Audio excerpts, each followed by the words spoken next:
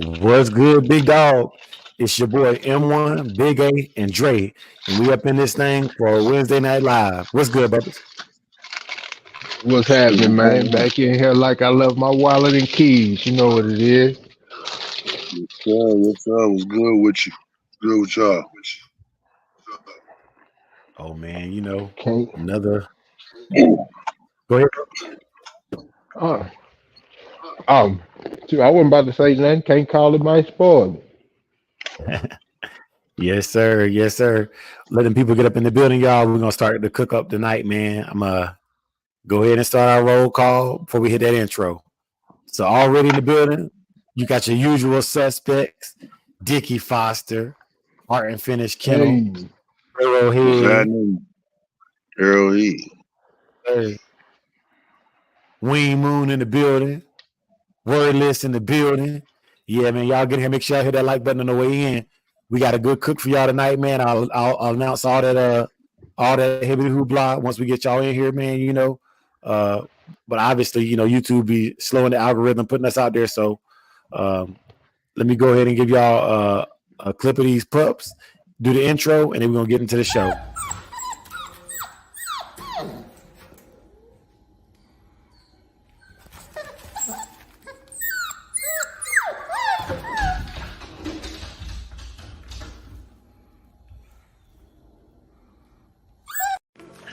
This for you.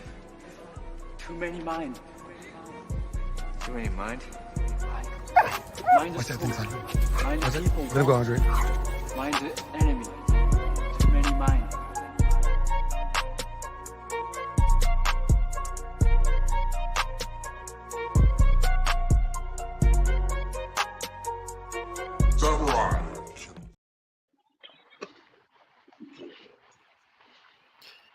Yes, sir. Yes, sir. Yeah, man. We got a show for you tonight. Let me go ahead and shout out my wife in the building. Carl Richards in the building. Yes, sir. Yes, sir. Hey, y'all. So this is what we're talking about tonight. All right. So my brothers and I, we always like to break it down like a fraction and talk about things that some people may not understand or some things you can reminisce about and understand for yourself. And tonight we're talking about dog yards. I'm going to be sharing two stories of dog yards that I was personally given the opportunity to be blessed to walk on and lay hands on some winners and some dogs that were high quality stock. I'm going to talk about that.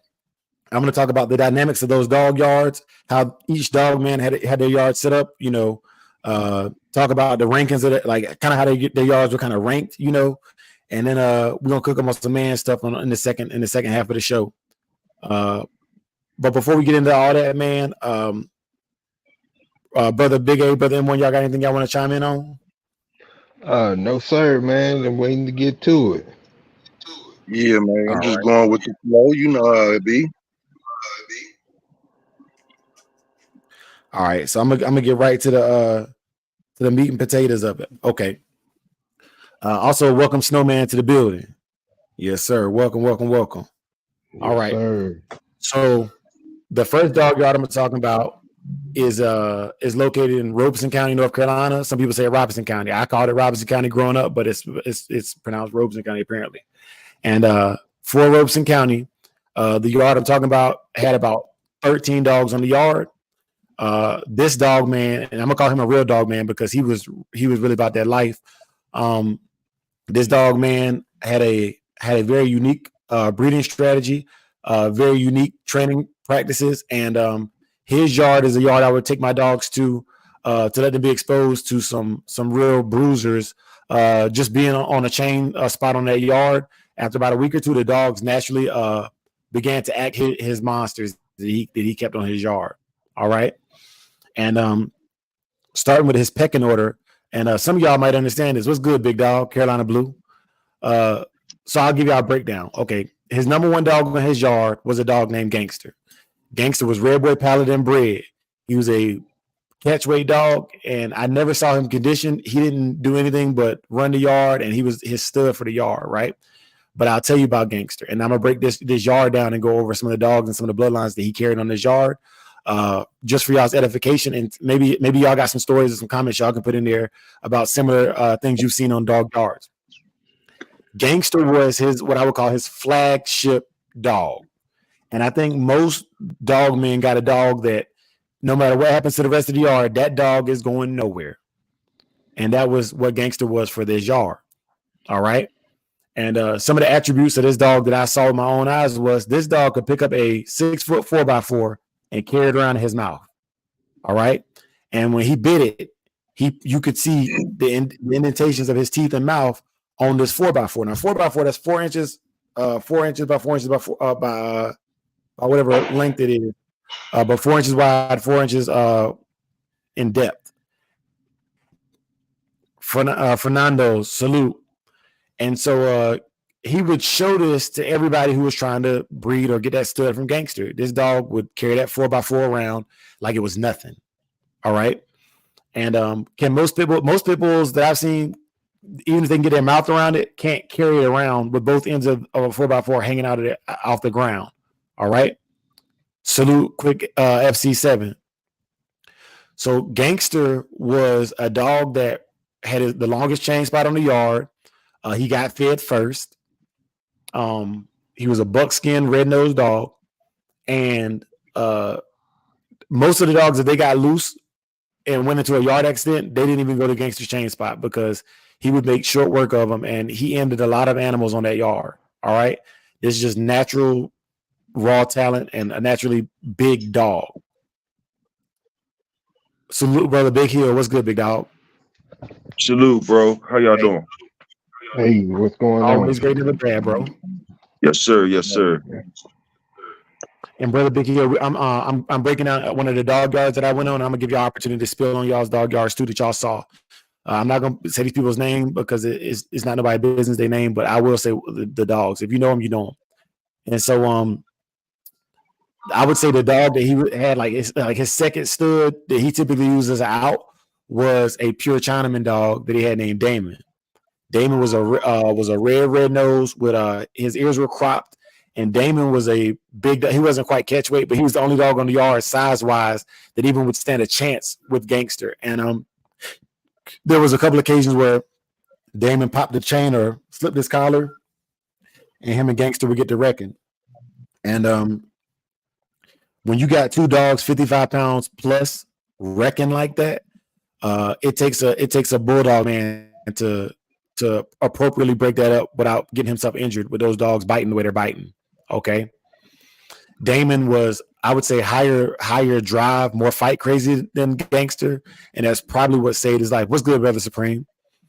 Damon was probably more high fight drive than Gangster was, and he was more serious. Gangster was, I think he kind of knew he ran the yard. You could tell by his personality that he ran that yard. But Damon was always trying to etch him out and be that dude on the yard, you know. Especially when a bitch was in heat, Damon would buck. You know, he would buck the system and try to change the hierarchy of the yard. So he kept those two dogs on opposite ends of the yard. Then I would say next he had a dog named Diesel. He was a grandson of Gangster, built just like him. He was a young dog, and he accidentally kind of ran over the side of his head as a puppy. It didn't cause any physical deformities, but after that, this dog became super human aggressive. And I think it messed with him neurologically. I think it messed with him. But Diesel was another dog that had this size. And also, by the way, all these dogs, none of them stayed on this yard. They proved themselves on this yard. And so all these dogs were good dogs. After that, he had Speedball and Bandit. These were some heavy bolio dogs. I don't know what all they had in them. What's good, Brother Soul? Peace. But Salute, my brothers. What's up, so? My brother Big Hill. What it is? What's going on? You already, bro. Oh man, I can't call it. I gotta go ahead and steal y'all verbiage. I might style it, daggone it. How y'all brothers doing? all good, brother. All good, man. Excellent, bro. Excellent. And while I got you here, bro, man, my bad about the call the other day, bro. But I want to let you know, for those of y'all who weren't here for the live yesterday, my daughter had a cheerleading competition on Sunday. They placed third in the regionals, so they're going to state on the 11th of May. Y'all keep y'all fingers crossed. We want to place in the state. Salute to her, McKenna. We love you. And Salute. Let me give a wellness salute to that. Hey.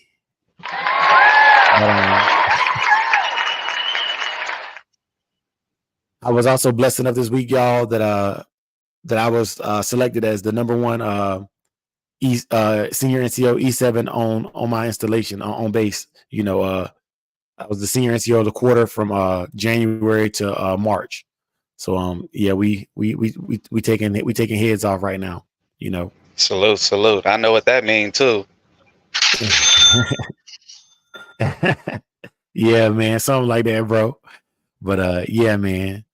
But so Big Hill, like I said, man, I'm talking about some dog yards that I've been on, man, and I'm gonna pass the mic around once I'm done with my little spiel, and we're just sharing, because I think one of the things that's overlooked is we talk about the accolades of the dogs, we don't talk about the personalities and the dynamics of having a yard with 10 plus dogs quite often.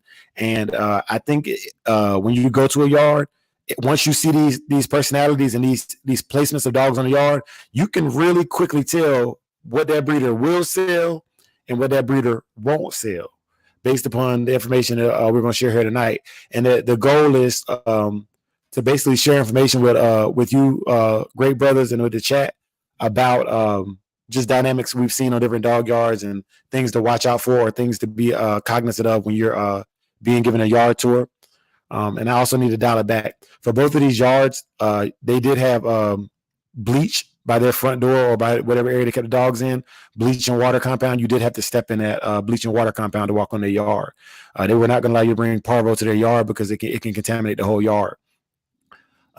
So yeah, and then handling their puppies, they would force outsiders to handle their puppies with gloves. Both of them either had hand sanitizer or a hand wash station for you to wash your hands at as well. Very, very, very, very perfectionist in their care for the dogs. And Carolina Blue, that yard is and was in Robb County. Yes, sir. So back to Bandit and Speedball. These dogs were heavy bolio bred dogs. They were really squatty. And I really liked them because they were high energy dogs. They couldn't mess with Gangster, Diesel, or Damon. But I liked the energy they brought on the chain. They were yappy dogs, really loud and obnoxious. And they get so excited they would literally cut backflips. They would run to the edge of the chain and cut backflips, trying to hit the dog next to them, on the next chain spot over. And so I really liked their energy. And I could kind of see his dynamics. He was taking the size of his big three and crossing it into that bolio stuff that he had to create a moderately sized dog. All right. And that was some of his males that I remembered. The last male that kind of stood out to me was I ain't gonna say his throwaway dog, but it was his dog. It was his house pet. It was an American Pit Bull Terrier. He was a brindle dog, and they called him Smoke. And they kept Smoke on the side of the house by himself when he was on a chain spot, but typically he was in the house. Smoke was human aggressive, and he was super athletic, but he lacked mouth. And so I think because of the lack of mouth, he just didn't fit in on the yard. The yard I'm talking about was known for dogs that had a heavy mouth, and he kind of just didn't fit the mold or the bloodline. I don't even know what bloodline he was. I don't think he had papers, and but he was kept there, and he acted accordingly to the other dogs on this yard. Multiple times I was offered to buy Smoke, and I'm not buying him. Like, I don't want, like, if you're offering him to me, like, that's not a dog off your yard I want. And so I refused to buy Smoke from him. Then there was his bitches. And if I had to rank him, he had a bitch named Big Mama. She was a Wakama dog, buckskin, red nose. And she was probably the baddest bitch on the yard. Or at least she carried herself as the baddest bitch on the yard. And she typically was only taken to a Damon or Gangster. Another fun fact about these dogs is Gangster lived to be 22 years old. Great bred animal. Most of his puppies were born probably in 2009, 2010, and 11. And most of those puppies are still alive, 14, 15-year-old dogs at this point. So the blood is still out there. Red Boy Paladin, bred to Walkmall Red Boy dogs. Damon did pass away. I had the honor of having his son. He was a pure Chinaman dog, bred to a Midnight Cowboy dog. And that second dog on that yard that I would mention as female would be his mother. Her name was Midnight. She was heavy Midnight Cowboy, Maverick. That Maverick got down off the Skull Blood. And I liked her a lot. She was I was scared of this dog. And that's why I wanted a puppy off of her.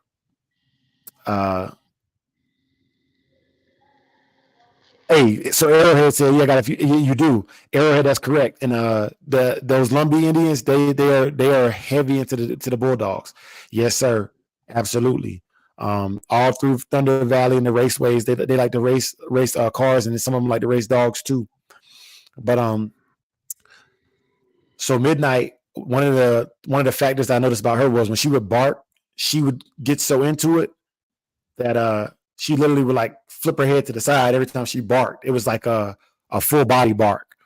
She was really intense dog, really serious dog. And so he ended up taking her to Damon, that pure Chinaman dog. And that was one of the puppies that I got from that yard. I ended up buying about 6 dogs in total over the course of a few years from this great dog man. And not one of them, I was never not pleased with my product. Okay. Another dog that he had, female, that I ended up buying, her name was Xena, and she was a littermate sister to Big Mama. Xena looked and acted like Big Mama, but Big Mama was clearly the better dog out of the two. But I did buy Xena with the intention to breed her back to Gangster. I bred her to Gangster, had a litter of 6 pups, but I didn't whelp this litter. I ended up sending her back to the dog man that had her. He did the breeding. I told him I just wanted a male off of it, and I named that male Action Jackson. Action Jackson was a really, really hot puppy. And he was one of those puppies that had to be separated from the litter by 6 weeks. But in separating him, I think that his immune system couldn't handle it, and he ended up dying of parvo. So I lost that dog, and I ended up buying a half brother, Gangster, Big Mama, off of him. And that dog's name was Hoss. And Hoss was another catch weight animal.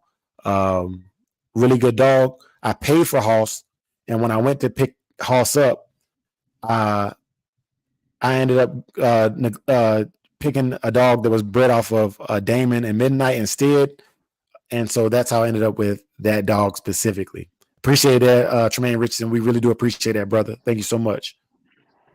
Yes, Hey, what's up, brother Jake? But yeah, females. You had Xena, Midnight.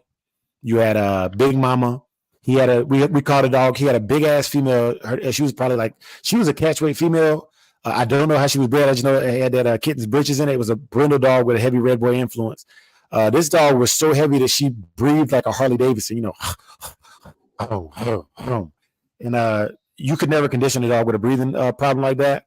But she killed several bitches on that yard, but just from her pure size and her ability with the mouth. And so I felt like he kept her on the side of the yard with most of his studs just because they were the only ones that could handle her if she got off the chain. And she typically wouldn't engage if she got off the chain, but she wouldn't let anything come in her chain spot. So I felt the need to mention her. And then he had another house dog named Mercedes, and obviously she was a very, very, very pretty dog. I would say the epitome of a show dog. And she was bred nice, bred really well, and but she never would take. He tried to breed her to every stud on the yard. She would not take. And so that line ended with her, and you'll never see a dog like that. The best thing I can give you, or best example I can give you, is the album cover to DMX's Grand Champ. She looked exactly like that dog off the cover of Grand Champ. And what's up?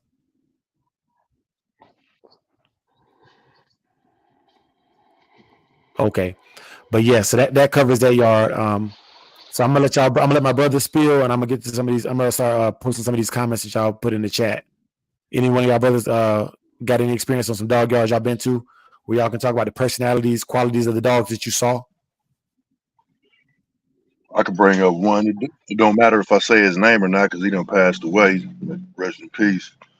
But yeah, I've been on Mr. Ebenet's yard. I've been on a few people's yard, but yeah, I can speak on his yard because, like I say, he's no longer with us. But man, he had some awesome shit out there. Some beautiful dogs out there.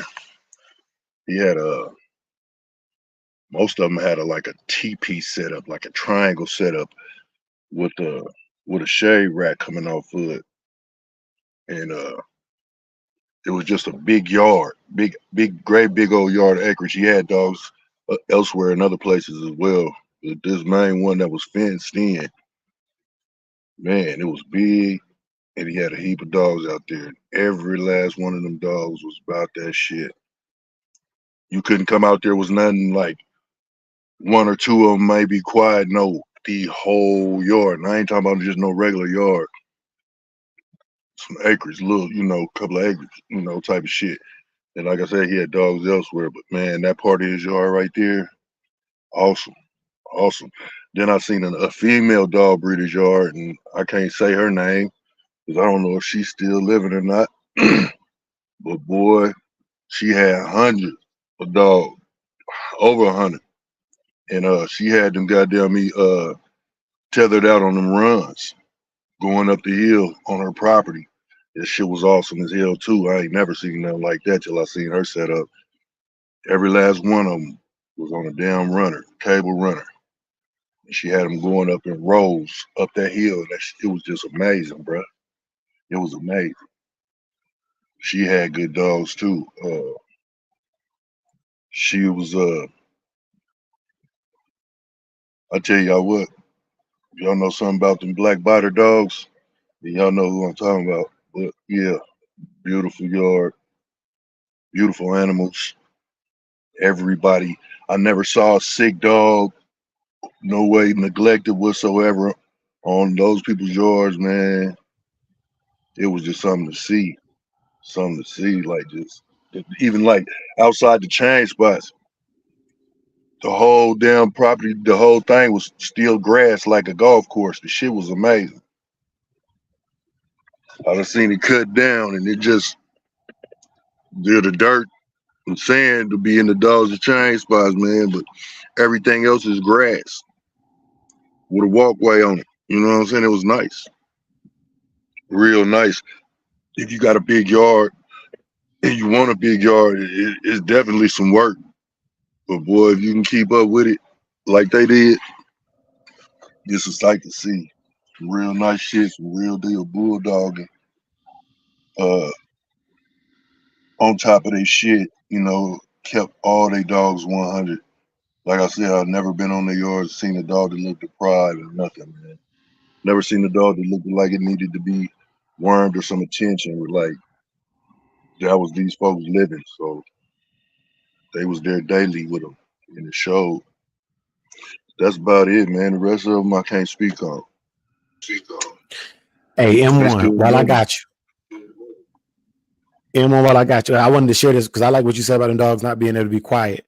So both of the 2 yards I'm gonna talk to y'all about tonight, I don't know what they was doing to these dogs when I wasn't there, but the whole yard could be going off and they could say, "Hey, you better shut up." And every one of those dogs on the yard would either be quiet or be quiet and go in its doghouse. That's I don't know what they was doing to get them to do that, but I know that they had control over that yard. Well, they used to be excited as hell about the old man. As far as the woman that I was talking about, she had way too many to do some shit like that. She had over 100 dogs, bro. Like she had way too many to do some shit like that. That dog she had on her back door though, on her back step. Now that dog, yeah, will listen to her like a trained damn dog. But the rest of them motherfuckers, she had way too many for that shit. Way too many. Yeah, yeah, man. When I used to when I went to college out in Delaware, I linked up with uh this dog man or whatnot, and he had that one dog that you had said, Dre, that if something happened to the whole yard, that one is one dog that you're not getting rid of, and that dog was 50. I got introduced to 50 when 50 was 6 months old, and when he had got 50, 50 was a pup. I think he got him at 8 weeks or something like that. The situation that happened maybe a month or so after, where he was outside his house. He stayed in a trailer park at the dead end of the road. So everything behind him was wooded areas. So he on at any given time he would have somewhere around 20, 26 dogs in the yard. But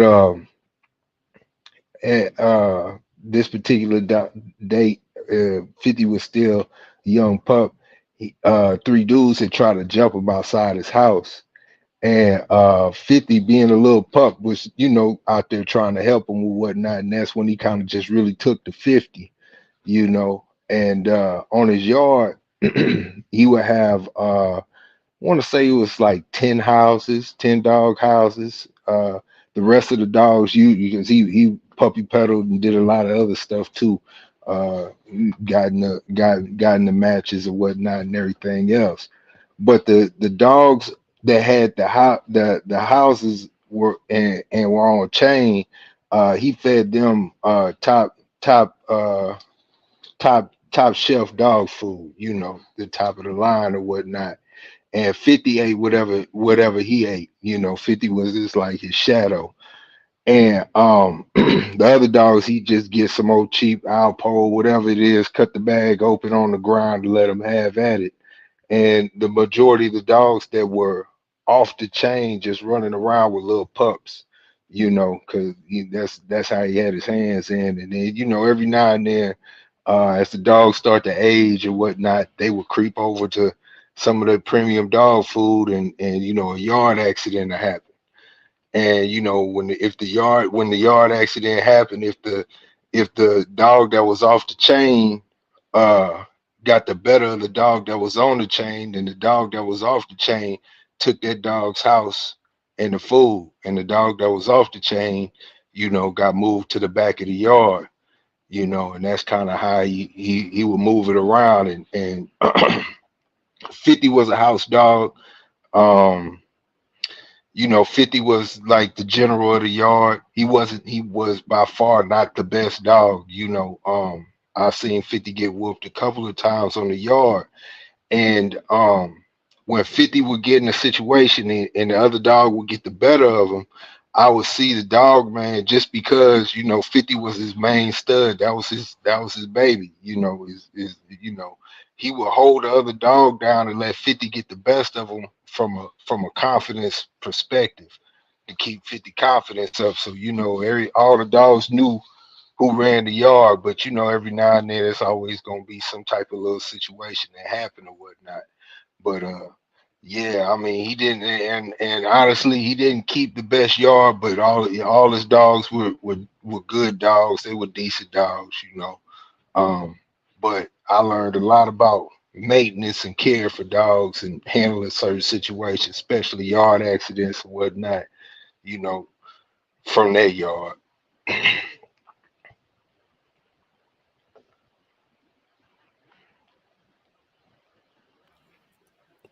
Yeah, man. That's I love that story of 50, man, because I think people don't realize like the confidence of a dog on the yard. That alpha needs to know he's the alpha. So thank you for sharing that with us, man, and Yeah. putting that out there. And brother M1, thank you as well. I also want to say shout out to the chat, man.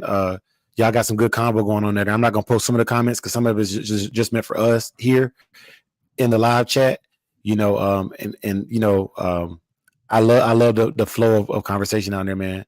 Shouts out to brother Yurok in the building. So brother Big Hill, also brother Solo, welcome, bro. Appreciate it, bro. Yes, sir. Salute, brother Solo. Salute, Solo. Salute. Salute everybody. Everybody on the panel and in the chat. Arrowhead, High Key Lee, and so on and so forth. Ween, I see you.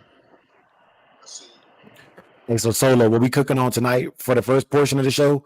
We just talking about dog yards we had the opportunity to be on, and just talking about what it's like. I saw brother Arrowhead say he had the pleasure to be on Floyd Boudreaux's yard, and I want to cook on that for just a second.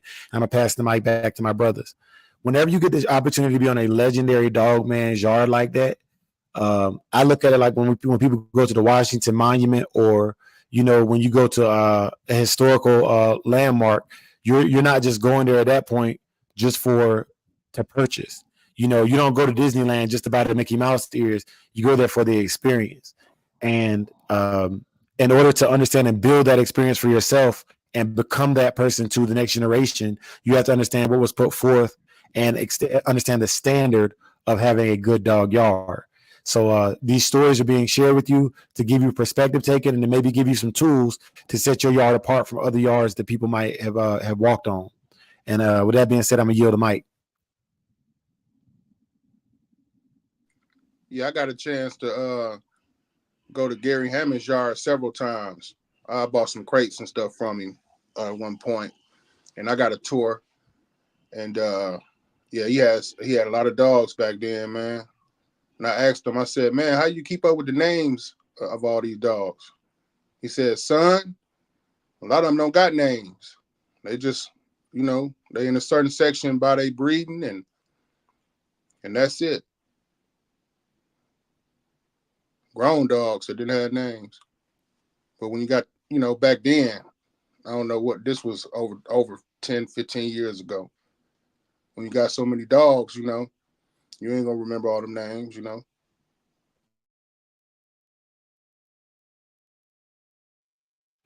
Yeah, man. And I love that concept, bro. Even with my puppies, I don't name them. If the owner decides they want to name them, they can name them. But I don't name a puppy till they show me who they are. I want to name to match the dog's energy. Yeah, that makes sense. Plus they might not even make it, man. I just had a situation like that where a few didn't make it. They had names already. And some people feel like, yeah, I want to see the personality of the dog. I want to see what it looked like and act like before I bestow it upon the name, And certain names, I feel like, man, you kind of got to, You Yeah. can't name it. You can't name it gangster. You know what I'm saying? And it's Yeah, you learn that you know what I mean? you learn that through experience though. After you done named a couple of gangsters and they ended up not being gangster. You learn that through experience. Yeah, I've been through a couple. I haven't been to too many yards myself. Only famous yard I've probably been to was Mr. Edwards, James Edwards, back in the day, early 90s. I got a dog from him. He was pretty cool. His dogs was all right too. The one I bought was real pretty, but the ones that was real expensive, they didn't look too good to me. You know what I'm saying? They didn't look too good to me. They was way in the back, but I was young. I ain't know no. I ain't know really what was up. So I bought the pretty one with the ears cut and everything. But he told me the real ones was in the back, that I want to go back there. But when I peeked back there, they looked so messed up that I ain't want nothing to do with them. And he was like, they was 5,000. So I was like, I wasn't spending no 5,000 for something look like that.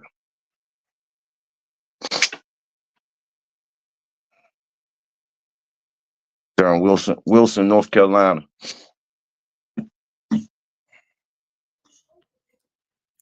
North Carolina, stand up. Hey, Yes, sir. Brother Soul, and I'm gonna pass the mic to you too, brother, if you want to cook on that, man. And then I go on my second dog yard. Soul power. Soul. He got soul.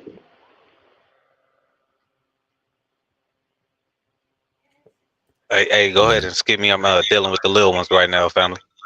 Okay. All right, I got you, bro. All right, man. So look, the second dog yard I want to talk about, I actually grew up down the street from this dog yard, and this is a family member. And I'm extremely blessed and fortunate, because not just because of him, but because of the people I was associated with due to him being a family member.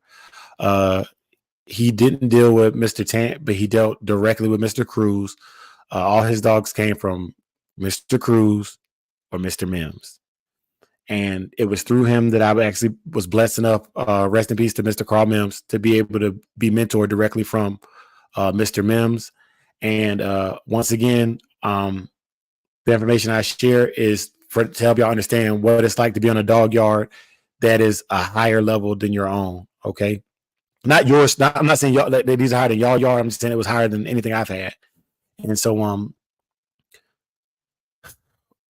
I was, doing my thing with the unpapered dogs or whatever. And this cousin, he called me and said, you don't be stupid. Let me show you a real dog yard, So he took me to his yard, and at the time he had a dog. The dog's name was Rolex 2 off of Cruz Rolex down off of Rocky, grandson of Rocky.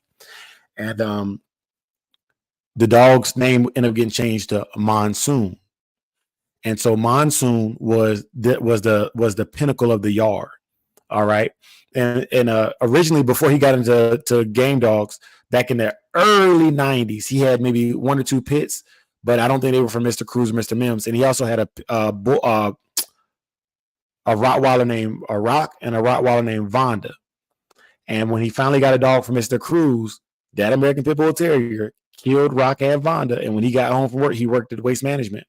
When he got home from work with his truck, that pit bull was laying on Rock's chain spot, and had eaten out the chest cavity of that Rottweiler. And this dog that he got, it had to be directly off Rocky. When I tell y'all this dog is the standard for what I call condition, I cannot emphasize to y'all how detailed this dog's muscular structure was. This dog had pectoral muscles. It looked like a man like a prison hardened man on all fours on the yard. And from a distance, you could see the muscle structure. When you got close, this dog had a 6-pack. But I can't, like, this dog looked like Bruce Lee on all fours. Okay. And so I'd never seen a dog built like that. Like, it looked like them cartoon dogs they draw on t-shirts. And he ran through both of those Rottweilers in a day. So he was crunching, because even the American Pit Bull Terrier has tenacity. The Rottweiler generally has a higher bite pressure just due to size. All right. So to kill his best 2 Rottweilers on the yard, well, let's say that's a bag of dog food. But to kill those 2 dogs, I was like, I don't know what this is, but this is different. What I have on my yard ain't that. What I have is not that. And so he allowed me to walk the yard with him, and of course, his dogs were so tenacious that even with him being family, I would call before I would pull up. And he was so crazy that you would pull up to the end of his dirt road, and I would park with my lights on and wait for him to come out and say, "Hey, it's okay to come in my yard," because he was trigger happy. A Vietnam vet has definitely. I don't know if he caught bodies or not, but I definitely know he had shot people for trying to steal on his yard. Steal dogs off of his yard. He's serious about his dogs. And so going back to it, you had Monsoon Rolex, and he had a dog from Mr. Cruz called Mercedes. And his Mercedes was she ended up living to be 16 years old. Her last breeding was done at 14 years old. Because I've seen some questions in other chats about the oldest you would breed a dog at. He bred a dog at 14, and she had 6 puppies. All right. Both of them off Mr. Cruz's stuff. And it was exempt of the yellow blood, the Tance yellow blood. None of these dogs had yellow. They were straight Carl Cruz creations. And so from there he grew, and he met Mr. Mims, and as a proxy, I was introduced to Mr. Mims. I was never allowed to purchase a Mims dog off of a dog named Ritz, but if you know the story, Ritz was said to have been a 15-time winner. Not reported, but rest in peace, Mr. Cruz. After seeing the dog and laying hands on a dog like this and feeling the raw power of this dog, I believe it. Some of the historical stories, legends, was that Ritz would go in and take off a dog's pasterns, like literally, like the right here, the wrist area of a dog would go flying out of the box. You know, when Ritz was on another dog. The story I was told, and I heard this straight from the horse's mouth, was that Ritz was put down around the age of 7. And by the time he was 7 years old, he didn't have his hangers or cutters anymore. Most of his teeth were ground down. They were really dulled down. But Ritz went to the vet, and Mr. Mims asked the vet not to bring a towel in to administer any of the vaccinations. The veterinarian came in with the towel in his arm. Ritz bit the veterinarian, broke his arm, and was put down as a result of the interaction with the veterinarian. All right, I believe this. So I was honored with the ability to help rear and bring up a dog, his direct son, Rich Jr. And I can't remember who Ritz's mom was, but I just know that Ritz was bred off of Dopey to Polly, and then Ritz was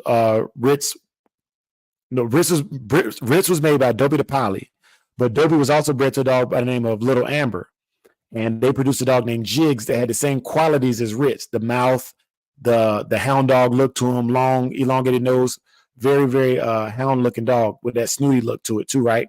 The patchy color tone. These were chocolate dogs that got sun bleached and ended up looking buckskin, but they were born chocolate dogs.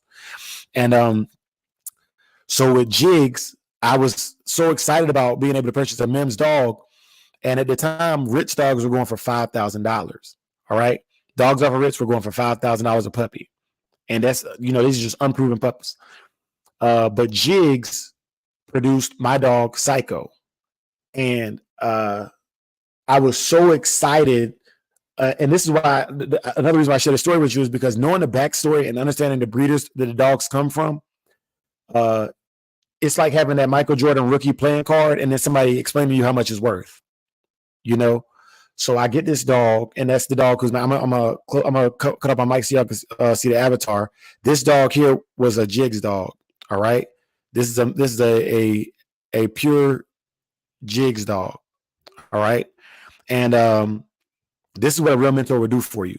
So this dog he actually had sold to a logger. The logger broke his neck, and I told y'all I got the Pell Grant from going to college, and I was able to purchase her and her half brother. Her half brother was a Mims Cruz cross named Shaba, and no bullshit, he looked exactly like Saki, but he had gotten rickets as a puppy, and so he wasn't going to be usable because he had like the club foot on his right foot.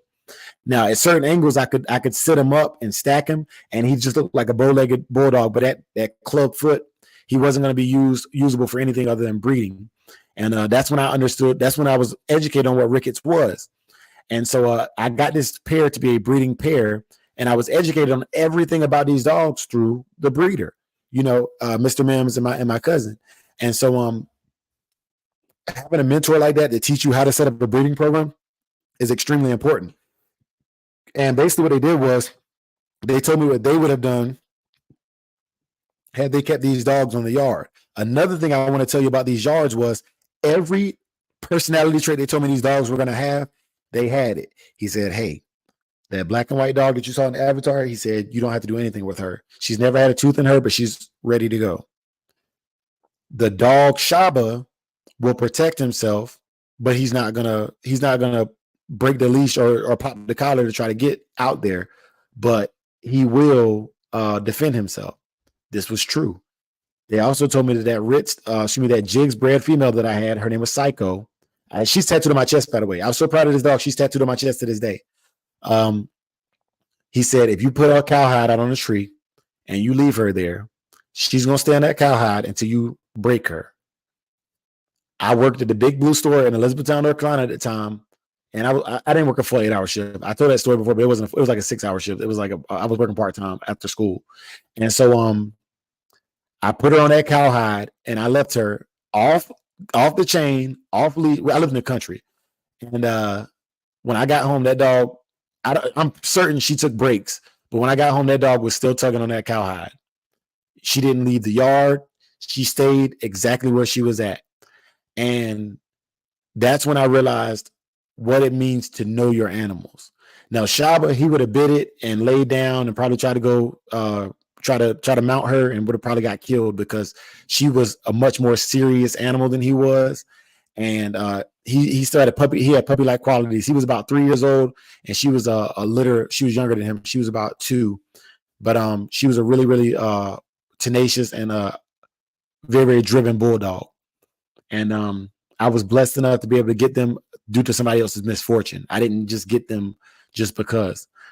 I did a lot of things with those dogs, and I ended up having to let them go to a partner of mine. And I truly believe, and this is where where I have averses to having kennel partners. This is why I have averses to doing anything with my dogs where I'm not calling the shots. I let them go to my partner when I moved to Shreveport, Louisiana in 08. And when I came back in 09, both my dogs had died. All right. They were healthy dogs. They were given penicillin, ivermectin. They were both on heart guard at the time.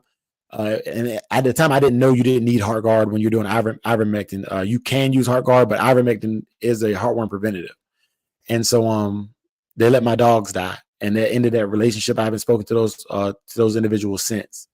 But that also got me cut off from Mr. Mims, because they trusted me with those dogs, and I squandered it. And I told y'all I've messed up my connect on the Mims dogs, and that's how I messed up the connection on the Mims dogs. All right. I trusted a friend, and they failed me, and I failed Mr. Mims. You know how J. Cole got that song, I Let Nas Down? That's how I feel about that situation. And I've never given y'all the full spectrum of how that went down. But tonight I wanted to share that with y'all about building a dog yard, because when somebody trusts you with an animal, it is your innate responsibility to maintain that animal, or at least offer it back to the person so they can control their blood. And I failed to do so. All right.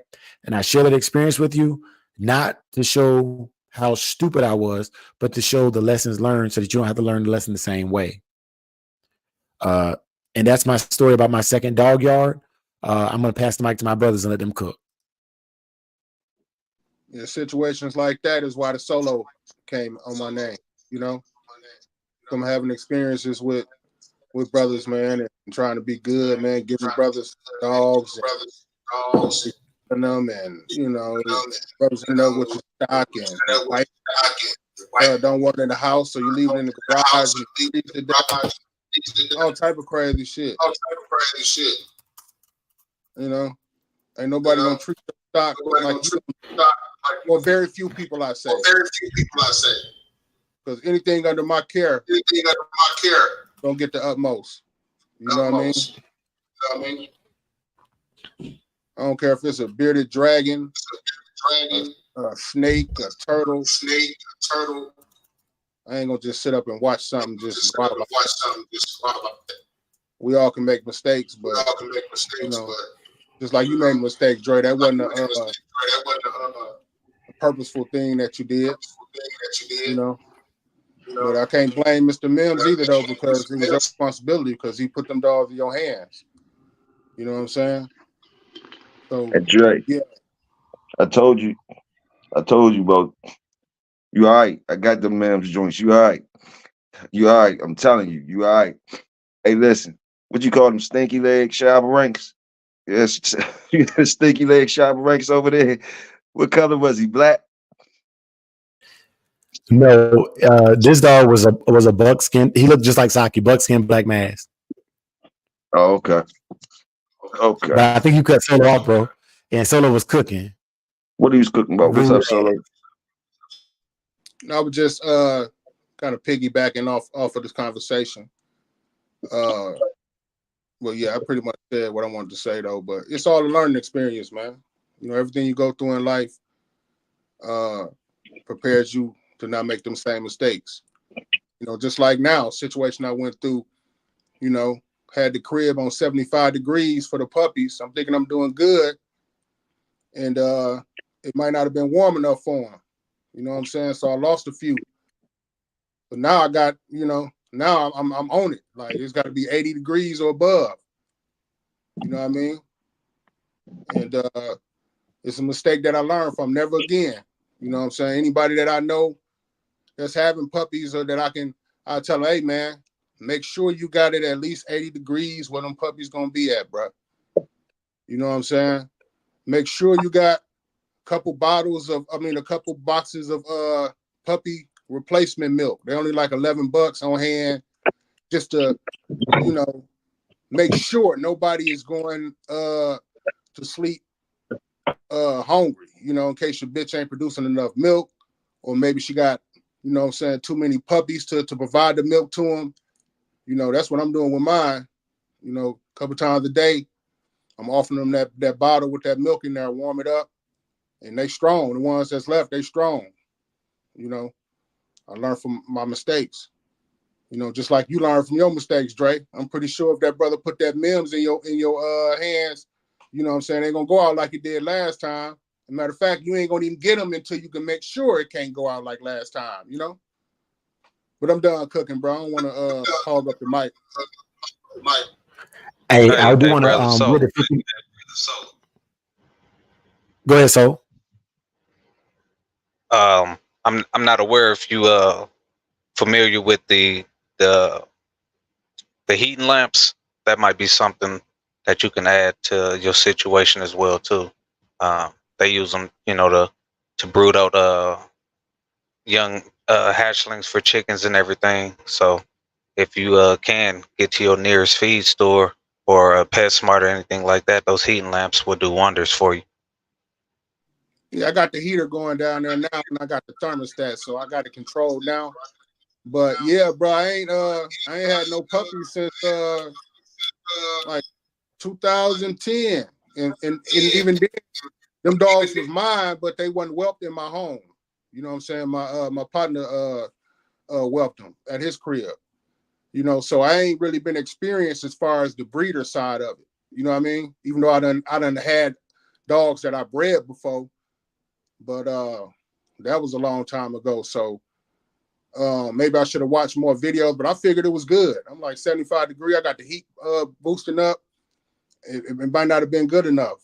You know what I'm saying? Now, like I said, I got the heater down there, and in my next breed, and I am gonna incorporate the lights and all of that, the heating lamp and all of that.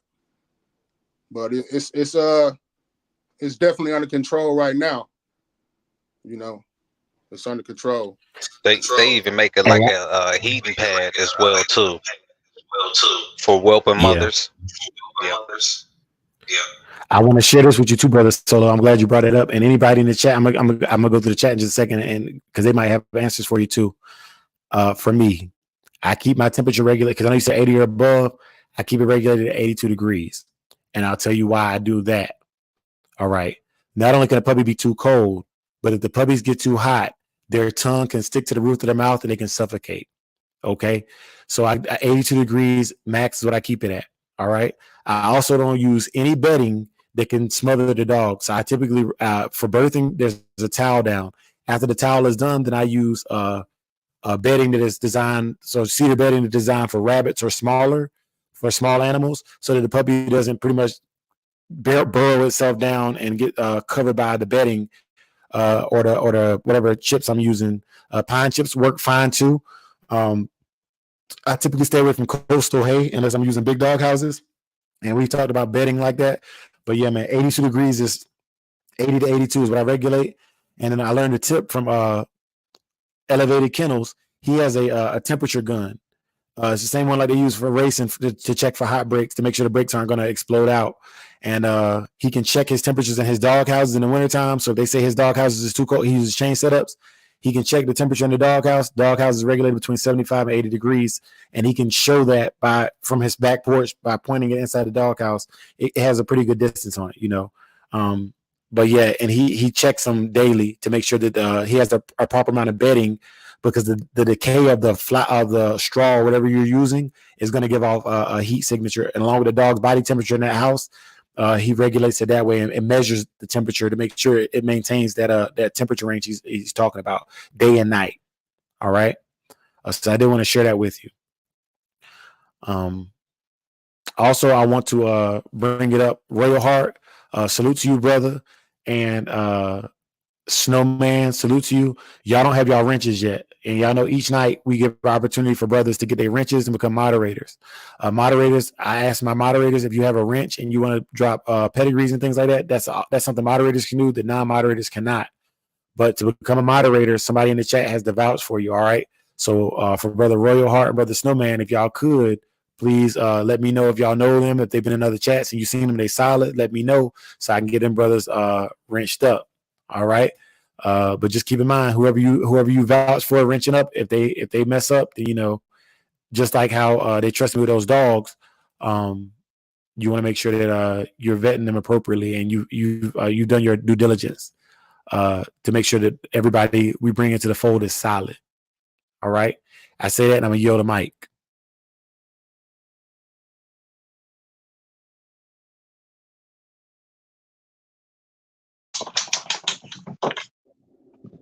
Yeah, like I said, I haven't been to too many yards besides, you know, my pops and friends, and they had their yards for a long time. And with their yards, they had multiple dogs like Rottweilers, American Bulldogs, Press Canarios, Cane Corsos, and Pits. And they had them all, you know, separated different places and stuff. And they also had like little pathways where as though, because people used to try to steal the dog. So, you know, of course, they had little pathways where as though they'll set it up to where as though, you know, if you ain't know what you was doing when you walking back there trying to get something, you'll get ate up, because he had a whole bunch of man stoppers and stuff like that. And things I learned from those dudes that had yards for a long time, they used to tell me stuff like, I don't know how true it is, but they used to tell me like the land, if they had so many dogs, like the land would be talking to their animals. That's what they say. Like, you know, certain dog spots, certain dog chains, certain dog spots, you know, they would say like dogs would just know what to do. Like, you know what to do by the land or whatever. The spirits talk to them or whatever. You'll believe it by some of the things you see. You'll start believing some of them stories. Shut up. Hey yo, thank you, brother. Hey, I want to share a story with y'all. Carolina Blue mentioned it. Yeah, Carolina Blue, the Big Blue store for 87. For those of y'all who are not familiar with North Carolina, the Big Blue store is pretty much like Tractor Supply. It's set up exactly the same way. It's just blue with a blue bull logo. And I want to tell y'all, this has nothing to do with the dogs, y'all, other than what happened with the dog food. So I was working there with Brother Sammy. I can give his last name, but Brother Sammy and Michael Paul. If y'all been through the store, y'all know these brothers. And we were stockers, all right. And this is some how high shit, but we were stockers at the store, right? And what we would do is on lunch, we would go out to the. We had these in the back. We had bales of hay, and then we had these two big ass mulch beds. We had brown mulch and red mulch. We'd go out there by the mulch because it smells really strong, and we would smoke a J out there. And we would rotate. One day I would do stocking. One day I would have the tractor. We had a Massey Ferguson tractor. And we had a forklift. And for the farmers that I liked, when it came to mulch or getting them bales of hay, I would we were supposed to shake the bucket on the tractor to make the mulch level out, so that it would be a level bucket. That's what we were supposed to sell, you know. And the buckets were kind of expensive. You know, most farmers came in with their trailer, you know, and if you shook the bucket, you're only going to fill the trailer. But if the farmers tip good, we learned the farmers in the area, if they tip good, I wouldn't shake the bucket and I would drive the tractor real slow. So it would be a heaping scoop. Now, a heaping scoop of mulch is about double if I shake the bucket and level it out. And so the farmers would tip $20, $30 because they're saving almost $100 on by me doing that. And I would fill up I would fill up the back of their truck, and I would fill up the trailer for them. But so it was a forklift day for me, and we had a shipment of dog food coming in, and each pallet of dog food comes in a ton. All right, so let me give y'all the metric weight. It was a ton of dog food, and it was diamond too. And so I did my first load just fine, and I was high, you know. And at the time I was 18, you know what I mean? And so I was high. And I got the second pallet of dog food, and the somebody had closed the garage door down a little bit, and I'm driving backwards up the ramp, looking behind me. I'm looking behind me to back into the garage. If you've never heard thunder before, basically what ended up happening was I clipped the forklift. I clipped the top of the garage, and a ton of dog food falls from about 8 foot up because I have it up. I have the boom up on the forklift high enough that I can see underneath it. So that whole pallet got slid off the forklift. I broke the garage door, and a ton of diamond dog food exploded in the loading dock. So you worked for free. You worked for free all that week. No. So what ended up happening was to recuperate most of the funds, I ended up having to weigh out 50 pounds of dog food and fill the bags and then sell them at half price. So what I ended up doing was buying, 6 or 7 bags of dog food myself, knowing that the only thing wrong with it was that it got spilled, right? And and my pay got docked for like 6 months. But that happened at the Big Blue. That was me. So if you ever go to the loading dock, if you ever go to the loading dock at the Big Blue to get like if you buy it by the pallet, because some of the farmers bought their dog food by the pallet. Yeah, that was Dre. I did that, but yeah, it's good times back there, man. Good times. I got all my for the employee price. My penicillin and ivermectin was dumb cheap. I was paying $15 a bottle back then for the smallest milliliter bottles they had. Get my Nemex too by the case, and it was only cost me like a month to get everything. You worked for free. You worked for free for 6 months. I guess so. With the tips I was getting from the farmers, it was fine because that was just straight under the table money. They said it's gonna cost you, boy. Yeah. But yeah, man. So that was, but I love that job because I met a lot of dog men in passing, and crazy enough, I could tell the Bulldoggers just by the dog food they bought. They only bought Victor and fucking Diamond. That's because you nosy. Victor and Diamond. Well, you had what was the cheap dog food? What was the cheap dog food in there? They didn't sell Apple. They or Perino. So they had Victor, Diamond, Wilderness, Blue Buffalo. You know what I'm saying? Science Diet was big there. And that was big at the time, before Science Diet had its things. And yeah, man. But nah, all the dog man was buying Victor and Diamond at the time. Another dog food I would buy when I couldn't get Diamond at the time. We have a store called Bose or IGA in North Carolina. If y'all from North Carolina, y'all know about Bose IGA. And with the it was called Sunshine, and I know it's some knockoff shit, but I promise you it existed. And it was they had a winter mix that I would use.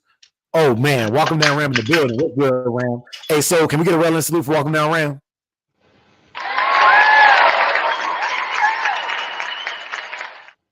Yes, sir, man. Shout out to you, Ram, bro, man. Big salute to you, big bro. Big salute. And let me get Big A back up in here. But yeah, man. So that occurred, and yeah, your boy Dre been fucking up his whole life and making up for it, So that's what we do. We make mistakes and we fix them. Man, shit. They took you off the forklift. Yep. But you know crazy? They didn't drug test me for that. It was crazy. They did not drug test me for that. Shit. Yeah, man. That nigga hit that garage. They was like,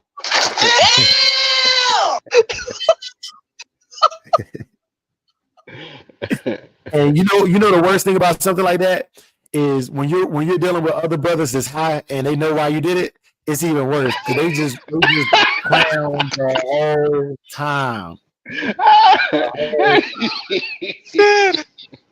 I bet your face was looking straight as I don't know what nothing funny. That nigga sobered up quick as hell. You blew your own high. God damn. Oh, Yeah, man. And that's back when double cheeseburgers was the $1.06, man. Right. So we used to go get Man. high, and we'd send one person on lunch to get you know, you remember that commercial where they hit the little girl, they'd be like, let me get 50 cheeseburgers. You know what I'm saying? That was Man. yeah. I know Yeah, that dog food was falling slow motion too. God dog. No. That alcohol is everywhere. Oh, another thing I liked about being a stalker, and this is for those of y'all who working at Bram said you got a cameo mustache, Big Q.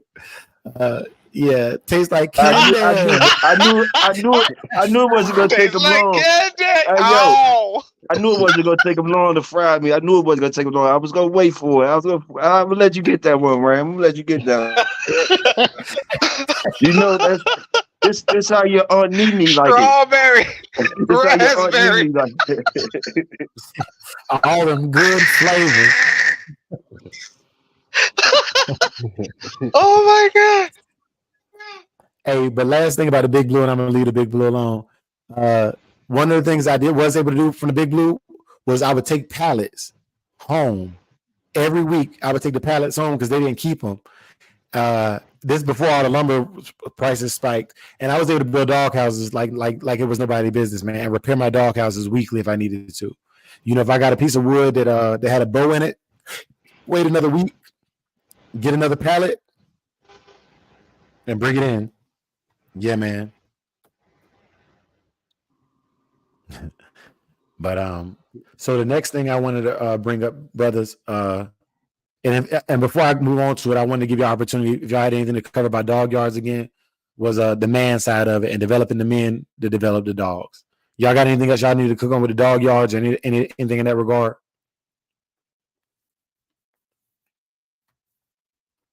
No, sir. All right. I couldn't even hear you, Dre. What did you say? I said, y'all got anything else y'all need to cook on with the dog yards or anything like that before we move on to the next topic? Oh no, go on to the next topic, man. I'm good. Okay. Before I go any further, let me give a special shout out to 601 and JT. So can we get a wellness salute for them? Salute. Family. Yes, sir. Big time. I also want to give a wellness salute to Shogun brother Jake Bonner for the training Tuesday. Brother Jake, salute. JP. Yeah, that was a good show last night. Yeah, salute. You and JB be getting it in. Yeah. Shout out to brother Jake. Salute, Miss Pat. Miss Pat too. Salute, Miss Pat. That's what I was gonna say. Yeah, salute to Miss Pat Bonner, man. Yeah. Yeah, man. And also salute to Mrs. McFarland. She come through and represent, man. The wifeys be coming through and representing hard, bro. Mom, Dukes, and sisters be in here too, man. Salute to all ladies. Salute all the queens, all y'all wives who hold y'all down while y'all out there cleaning dog shit too. Salute to all the wives that's holding down. Salute to the girlfriends. Salute to the daughters. Salute to the sons. Salute to the cousins. Salute to everybody who supports you while you doing what you do. Salute. Yes, sir. Thank you, Soul, man. Hey, I'm gonna tell you right now, them sound effects is crazy. Yeah, man. But I want to share a story with y'all. I saw this on Facebook earlier, and I wanted to share this with y'all to help y'all deal with the tree huggers for the rest of the week. And it's called "A Story of the Cockroach." I seen it on Facebook earlier today, and I'm paraphrasing what I read. All right, so I was reading the post, and it was talking about. I'm gonna tell the story, and I'll give you the moral. All right, so building better people and building better dogs through building better people. The story of the cockroach went like this. There's 5 tables in a restaurant. They're all eating. Cockroach walks across the ceiling. But before y'all leave the restaurant, it's a story. All right, it's a metaphorical story. All right, we all know we shutting that motherfucker down if it's a cockroach on the roof. But the cockroach walks across the roof and falls on a lady's lapel. The lady loses her mind. She's up in arms. She's screaming. She's slapping at the cockroach. Everybody at the table gets up to help her, and they're all smacking at the cockroach. They fling it over to the next table. The next table reacts the same way. By this time, a waiter going by sees what's going on, assesses the situation, walks over to the lady that the cockroach landed on when it was flung, grabs the cockroach, throws it on the floor, and squashes it under his shoe. All right. Now, the lesson behind the story was, one, the observer was laughing at the people for reacting like that to the cockroach, but he had a good point behind the story. The only thing you can control in life is your reaction or your response to a situation. Both ladies that the cockroach landed on reacted to the situation, which is intuitive. They went with instinct and they panicked in the situation. All right. The waiter assessed and responded to the situation because it's just a fucking cockroach. All right. So the waiter was able to look, listen, and understand and pay attention to what's real. Threw the cockroach down, squashed it. And the purpose of the post was to inform men and women that in life, you can react, but reaction shows no control of emotion, whereas response shows a controlled emotional response to a situation. So when you getting triggered this week by that coworker, by that family member, or by anybody who comes in trying to make you react, think about that cockroach. All right. And I wanted to share that story with y'all because I thought it was a profound lesson in that story. When that person is nagging you, when they pissing you off, the only thing you can control is your response or your reaction. And we respond to the bullshit. Message. Hey, look. Hey, leave it to Ram. Leave it to Ram to say some crazy shit. Ram said that waiter probably got roaches at his house. He probably brought the roaches to work.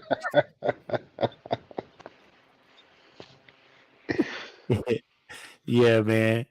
Yeah, bro. All right, y'all. So I want to share that story.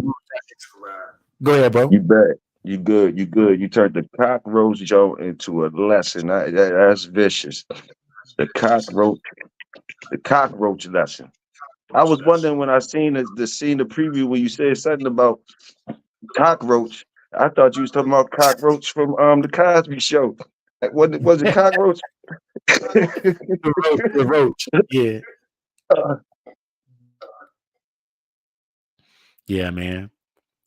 And so all right, I shared that with y'all brothers because I want to share some man building with y'all. We talked about the dogs, and the man building is built on these things right here.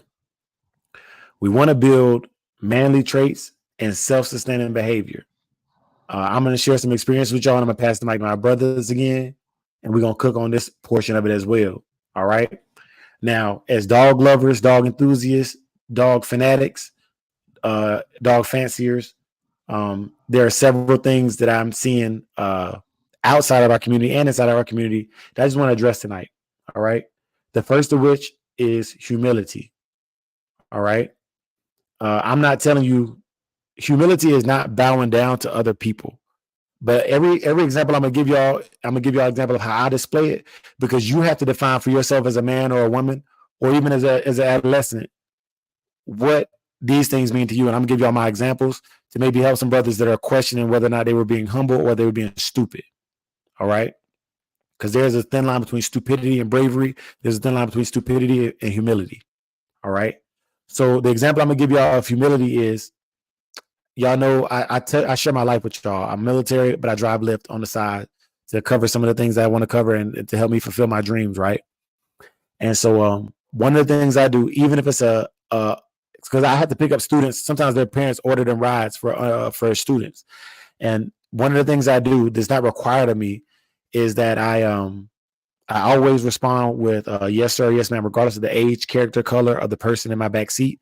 They're always going to be treated with respect and dignity. And if I feel like I've been disrespected, rather than disrespecting back, I simply ask them to exit my vehicle before they reach their destination. All right. That's humility. Okay. That's my example of humility. Consistency. My consistency, it flounders at times, but I'll give you an example of how I display consistency to y'all and my brothers. Every morning at 3:41, my alarm goes off. I research different images or different positive or motivational things Ram, you are fucking crazy. Ram said Dre do special forces lift, aka gun running.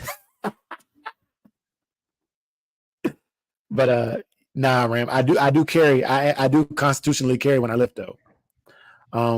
For consistency, my 0341 post, that's my consistency that I owe to my brothers. If you up at 341 and you see that post, just know that Brother Dre is available at that time. I typically go lift from 4 to 5, come home, walk the dogs, feed them, shower at 5:30, and I'm leaving my house by 6:15 to head to work for roll call at 7. Okay. So Brother Supreme, I see you. Brother Big Hill, I see you. Brother M1, Brother Big A, Brother Solo, Brother Jake, I see y'all every morning. Some of y'all there every morning. Dickie Foster, I see you. John Kramer, I see you. All right.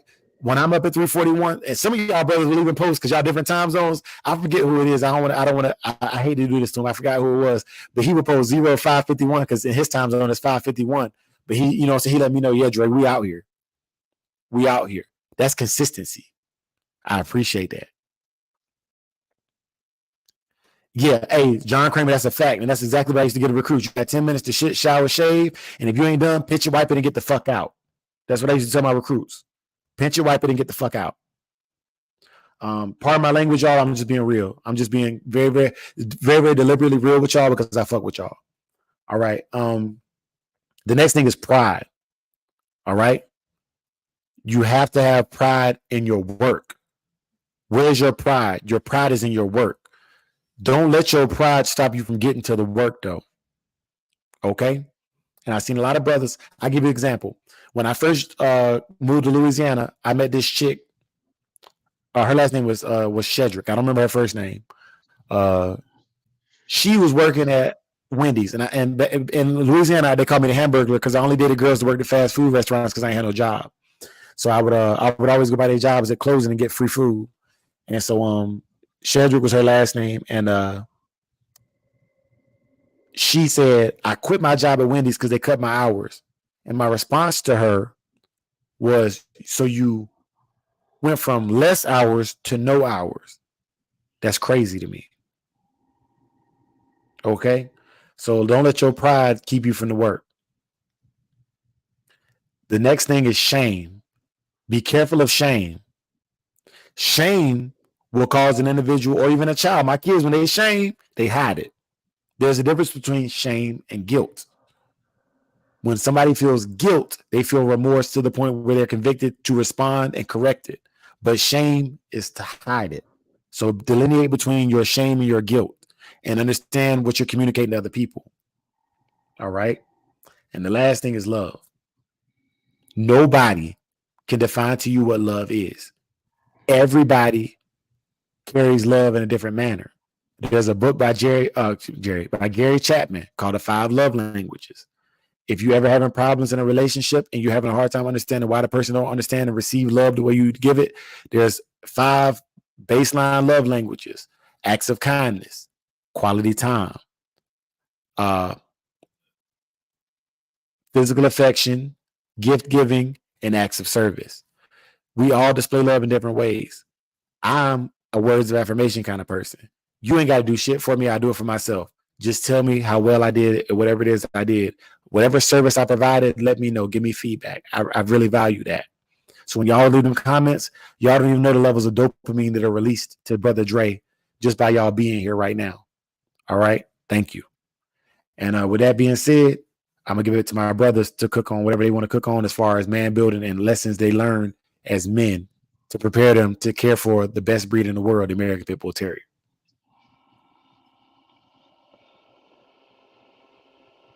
Yes, sir. Yes, sir. Man, on the building of a man, pride and testicular fortitude are some things that I value and has been taught to me by, the soldiers that raised me. Having a sense of, that pride, making sure that the work that you put out there, you're doing it to your best potential. Not half stepping, not just doing something to try to hurry up and get the job done. but giving it 120%. You know, always giving your best. That was a major quality that was passed down to me on what it is to be a man and in my building process. And that testicular fortitude, you know, being there, being in the trenches, you know, pushing through even when times get hard, and, you know, having that gall to keep going. You know, I think that is like a major thing that we want from our animals. But if we don't display that character, I think ultimately our animals will reflect what we are. So I'm gonna go ahead and yield the floor. That way my brothers can cook. I don't want to take up too much. Well stated, brother.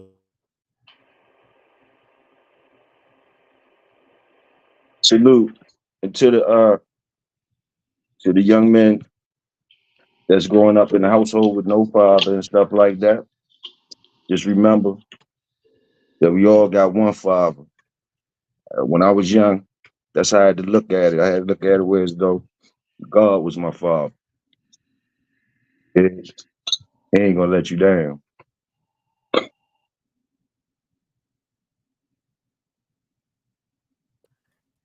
Amen. Amen, brother.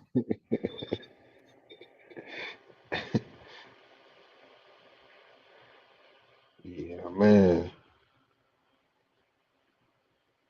That boy said, God, God. That's my daddy.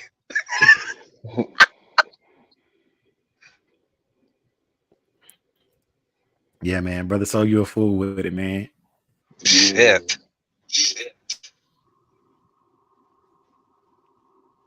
All right. So if y'all brothers ain't Hey, got nothing else to cook on that, I'm gonna go ahead, bro.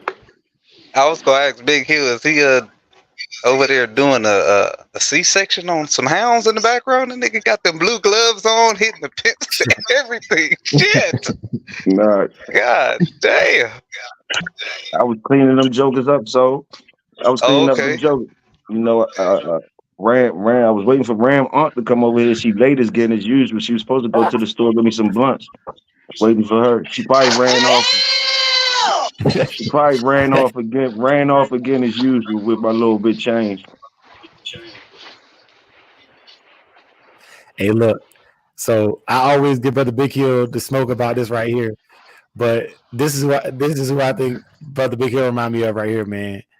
I've always said he remind me of. And for those of y'all who don't know, this is Shane Woney, the dribbling machine from and one the and one mixtapes. Yeah, I But remember that dude. yeah, I always thought Brother Big Hill reminded me of him, man. And very similar personality types too. You know, very very humorous personality types.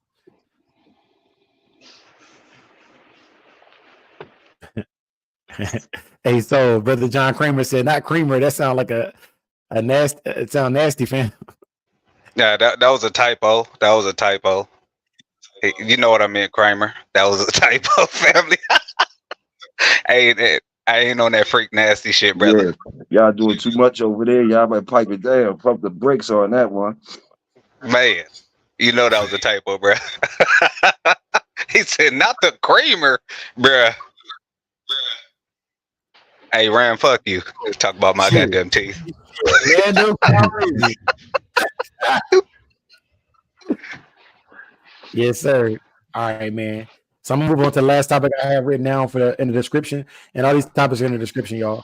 So it says, out of all these things we talked about tonight, what does this do for the dogs and the people? Repeat that again. Repeat that again, please. So everything we talked about, talking about the dog yards, talking about the story of the cockroach, talking about the consistency and the different qualities of a dog man. What does this do for the dogs and for the people?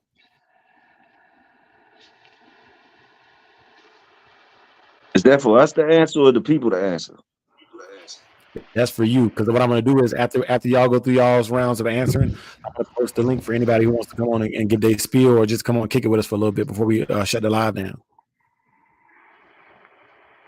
Well, hopefully, what was shared tonight by my brothers myself, I hope some jewels were picked up by someone.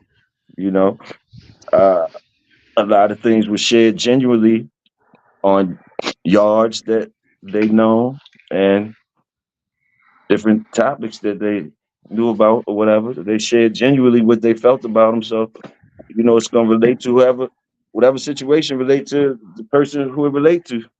That's all I can say.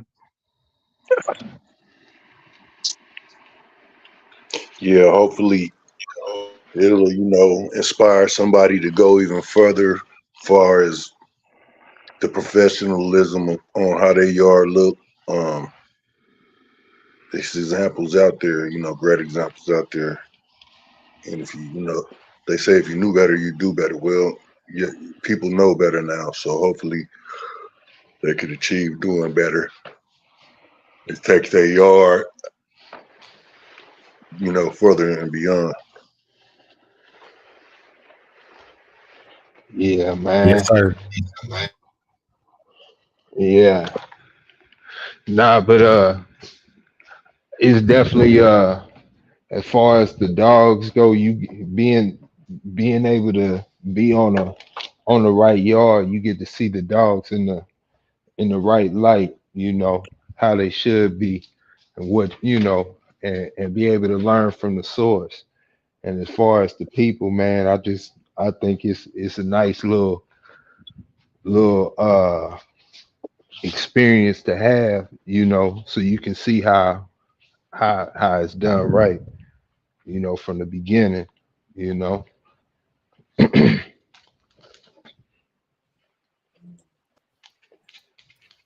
Yes, sir.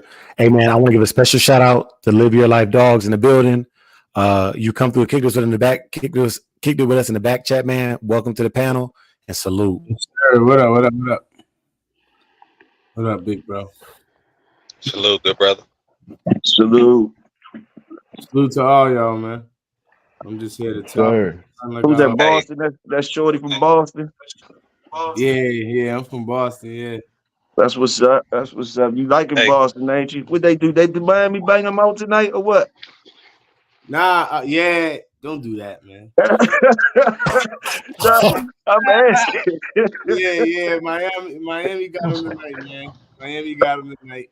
All right, okay. That's what's up. It is what it is. You know how it go. Yeah.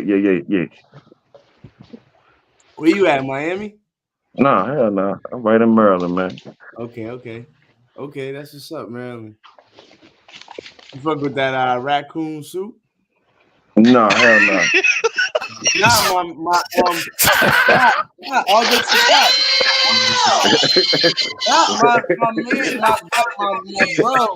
my bro, girl that he doing for like 7 years. She from Maryland, and her parents make that shit.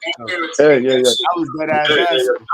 Yeah, nah, I can dig it. But I don't mess with that. I don't mess with it. Yeah, I mean, I might fool with some raccoon in the city. I mean, in the daggone country, but I ain't fooling with no city raccoon. God damn. I don't know where they get it from. I just know that Maryland raccoon hit different. That motherfucker eating KFC, Big Macs. Hey man, why we got the echo like that? Y'all don't walk him down Ram Big Hill. You done brought him on the damn panel. Where you at? Well, Ram, man, you ain't got stripped tonight, boy. You ain't got strip at none of them truck stops tonight. Well, no, man. I walk around with the big 30 drum on me, nigga. I strip a nigga. They say you broke your ankle stripping last week. That's why you ain't stripping this week. You broke your ankle. Hey, What kind of move you was trying to pull? That's funny and cool and shit, but just do me a favor and say just real quick, you two goons move smooth. Can you do that? Go ahead with that. Your voice won't let you do that, will you? Your aunt look like a goon. Your aunt look like a goon moving smooth. No, you be eating her hooker, but I told you she out smoking dope with the money she got from you. I'm trying to help you, bro. You keep bringing them dope feed ass up.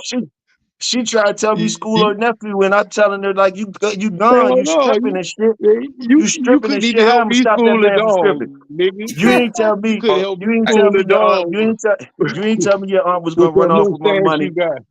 You ain't tell me your aunt was gonna Nigga, run you off with seen my her money. outside selling it, nigga. You should have knew. You feel Damn. me? Hold on, Big Hill. You out there eating Streetwalker box? Man, look. I picked Ram on up. She was a little thick, you know what I mean? I'm waiting for her to get out. I'm waiting for her to get out rehab now. I'm waiting for her to get out rehab now. You know what I mean? I'm gonna pick her up again. That's You know why what I you mean? got the rubber gloves on. You know what I This mean? nigga street nasty. Yo, Wilding got out. me I tears. told her I Vicky, would look out for her nephew, but he just a wild boy, man. Wild boy. I told him, man, you stop stripping, and come holler at me. Come holler at me, man. Out there raw fingering hookers and your Oh, fingers got wilding an out. STD, nigga. Your fingers got the claps, nigga. You only human with drippy fingers. That's why. That's why he ain't smoking with them shits. He smoking with them gloves on. Yeah. Oh, you Boston butt cake head! What you jumping here? You Boston butterbean head! When you come right in here, you teaming up with Rand. You way out Shit. Boston. You closer We roast out to here. This is a free me. for all, nigga. Hey We Slim, roast you out closer here. to me. You closer to me to Arizona. You jump right on the stripper jump. You eating raccoon. You eating raccoon soup and you cheering for the strippers. Come I on, don't man. eat it. I don't eat Shit. raccoon soup. That nigga said raccoon cheap. Yeah, you Nigga, eat short that you up when you You talk to eating me, that please. raccoon. Yeah, I Welcome don't speak down. Welcome Baltimore down. Hey, twist welcome style, wow. down. bro. We're welcome down there. Welcome down. Welcome down. Yeah, what up? 7th grade shirt. What's up, man? What's up? You all right? Nigga say What's he had going the down, 7th big grade man? shirt. That picture day You joint. stupid. That nigga got the soil collar. He got the picture day joint. Hey, my nigga collar look like when the little girls used to grab you up. That was because Get that's over when I was here. trying to get my money back. By the When I was gooch trying to get after my money school. back. Hey, listen. When I was trying to get my money back from Nene, she grabbed on my shirt and Grab pulled it by while the she was gooch. running. Oh, any girl named Nene crazy. Niggas out there yanking Big Hill up. Bro, we gonna stop all that, man. Niggas ain't gonna keep grabbing my nigga all by and running his pockets and shit, man. Fuck y'all This is niggas. my Fuck shirt, y'all punk. niggas. Fuck y'all niggas. Y'all gonna jump. Y'all, fuck y'all niggas. That's all I'm Yeah, gonna say. just Fuck y'all niggas. put him in an Fuck old y'all food niggas. full of Nelson. Got it all for Nelson. That's crazy. That Hey nigga the only man. grown man still Hey get look. caught in the full Nelson.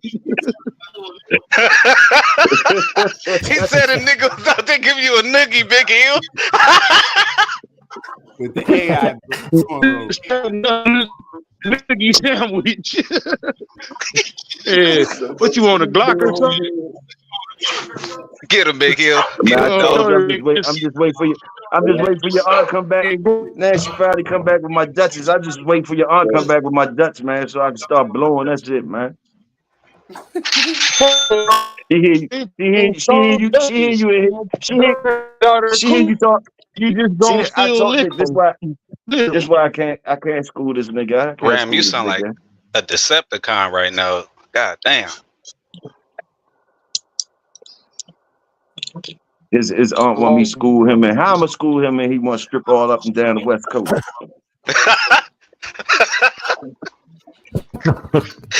Nigga stripping up and down all on the West Coast. He the only one no name that hurt his ankle because he tried to do a move last week with the dog on the stage. He tried to do some move.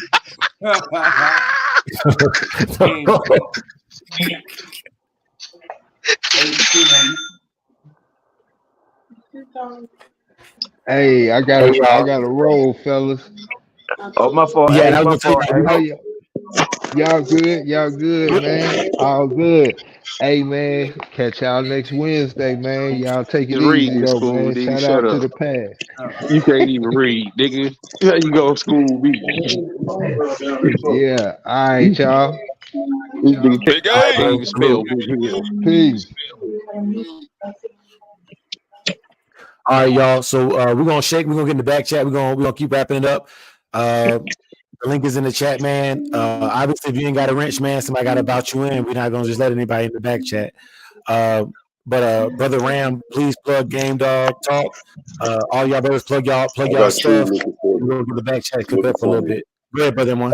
Hey, yeah, tomorrow, man, Game Dog Talk. Me, Schoolboy, Bach, Rosterman, and 7-8. $10 a month, man. Full of great game and shit. And if you like the shit we did on YouTube, you're gonna love this shit, man. But if you ain't got $10, I probably don't want to fuck with you no way, man. You know?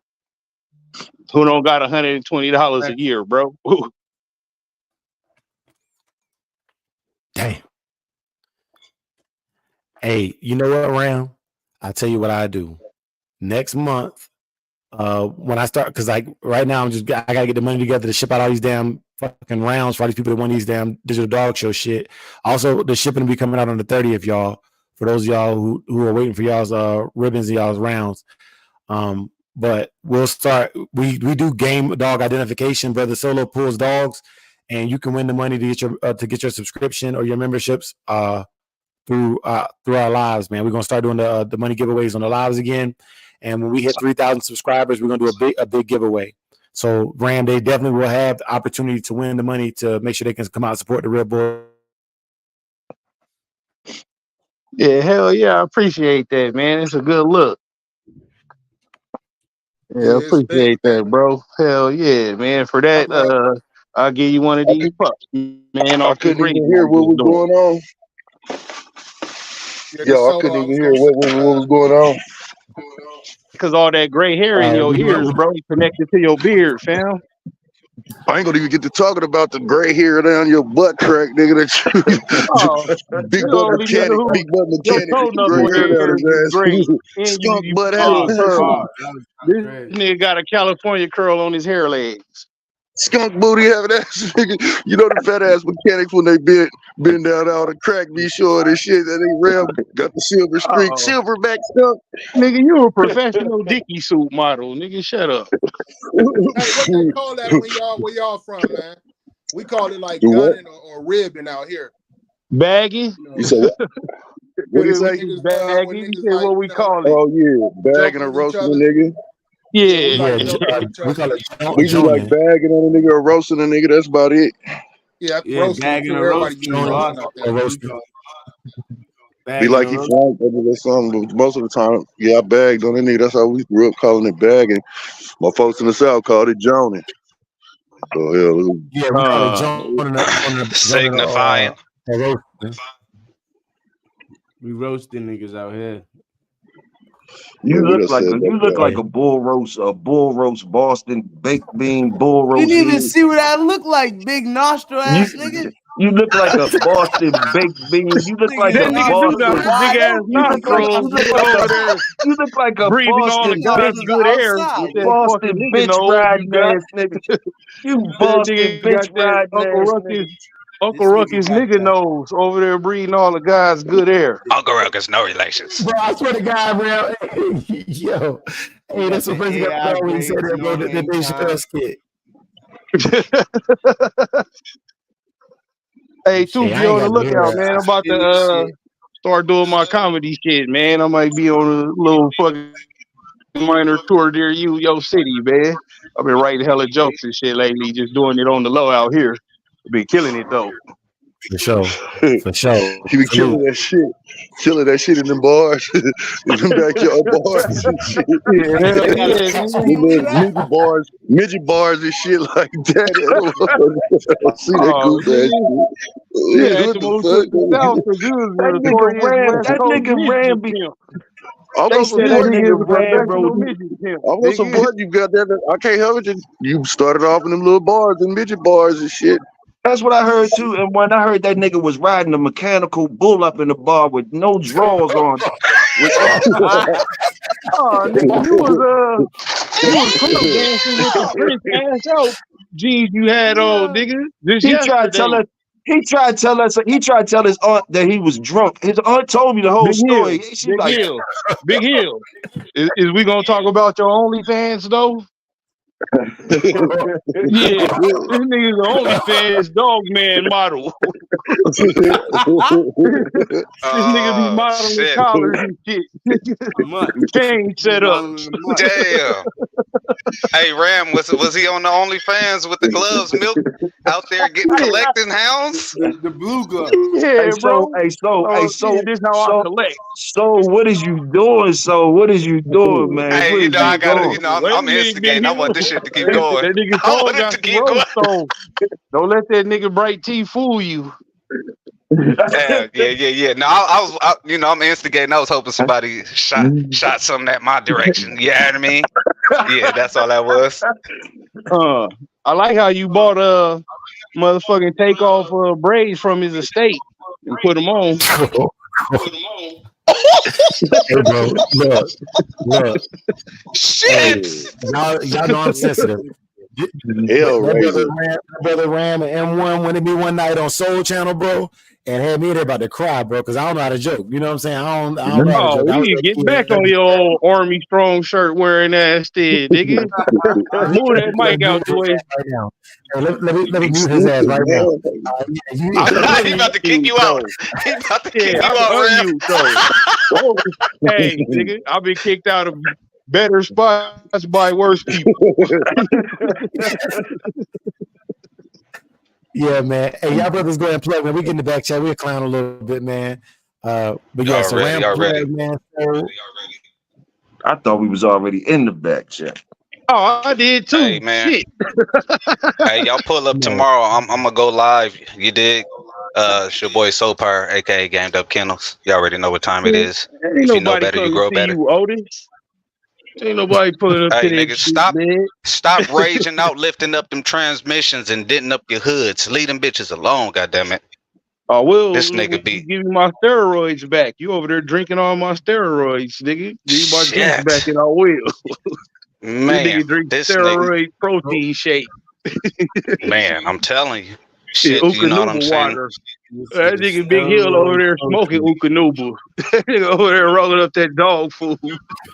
Did you get them pills for that yeast infection you got from them tight ass dickies you be wearing? Be hugging your Man, thigh. your fingers got a yeast infection. That's why your girl won't let you in the house and touch nothing. Nigga go in Walmart with them tight ass dickies on and penny loafers with quarters in them and shit. Nigga, that's High better than water. stealing people dirty socks out the laundry. Like you do. ankle. Yeah, You only ashy nigga went to ankles. jail for Then he stealing got the dirty ashy laundry, ankles. nigga. So then he got them ashy ankles. You know, like nigga got on the loafers with the ashy ankles and with some Oh, the nigga dickies be on. wearing the Bruh, loafers without the socks this on. nigga Big Hill is professional porch Skinny pirate. ass Nigga, don't listen ankles, to that nigga, man. He notorious work boot thief. He can't even leave his work boots outside the front of the house with the nigga Big Hill on the loose. Yeah, that's some freak nasty fetish shit right there. No, he like That to wear nigga niggas sniffing work. the boot near you. No, that nigga, he's stealing nigga work boots and putting them on his feet with no socks on. He didn't be barefoot in the nigga work boots, jacking off on weird ass face. Oh shit! God damn! He like to jack off in other niggas work boots. Nah, I don't get why, but hey. let me stop. Get us on the back street, Jay. Drake, get us on the back street. Yeah. All right. Let me do the Christian watchword and the Shogun salute, and we're gonna get out of here. All right, y'all. May the Lord watch between you and me while we are absent one from another. Amen. For the love of the Let the church dogs. say amen. That boy left with the Please forgive. Too many mind. Too many mind? Mind the school. Mind the people. Let him go, Andre. Mind the enemy. Too many mind.